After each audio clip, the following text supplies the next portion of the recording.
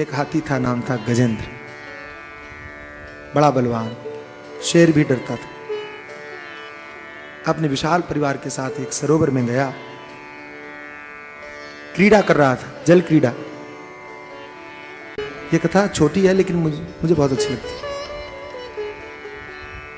जल क्रीड़ा कर रहा था। क्रीड़ा करते करते क्या हुआ, उस सरोवर में एक मगरमच्छ था। मगरमच्छ बोलते हैं पानी में रहने वाला घड़ियाल, मगरमच्छ मगर था। उस मगर ने हाथी का पैर पकड़ लिया। गजेंद्र बड़ा बलवान था लेकिन उस मगर के सामने हार गया। लाख कोशिश की। भागवत के अनुसार 1000 वर्ष तक युद्ध हुआ। सारे साथी छोड़ के चले गए, पत्नी छोड़ के चली गई, अकेला लड़ता रहा। और लड़ते लड़ते जब उसे लगा कि मैं थक गया, तब भगवान याद आए। समझ में है? यह हाथी कौन है पता है आपको? हमारा मन हाथी। मन करी विषय अनल वन जरे, मन हाथी। सरोवर क्या है? संसार। आप परिवार के साथ हम लोग रह रहे हैं। पकड़ा किसने? मगर ने। ये मगर कौन है? कोई और नहीं, मगर ही मगर है। समझ में नहीं आया? बताऊं आपको? आपको किस मगर ने पकड़ रखा है मालूम है आपको? मैं बताता हूं। मैं कहूं कि कथा में जल्दी आओ तो आप कहोगे स्वामी जी आ तो जाएं मगर। समझ में है? नहीं आए? कथा सुनने आओ, आ तो जाएं मगर 7:30 की जगह 8 हो जाए, चिंता नहीं करना, बैठे तो रहे मगर। समझ में आ रहा है?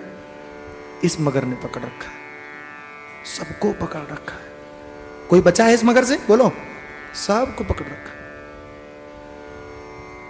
और ये इतना बड़ा मगर है कि कितने बड़े भी बलवान बने रहो, छूट नहीं सकते इससे।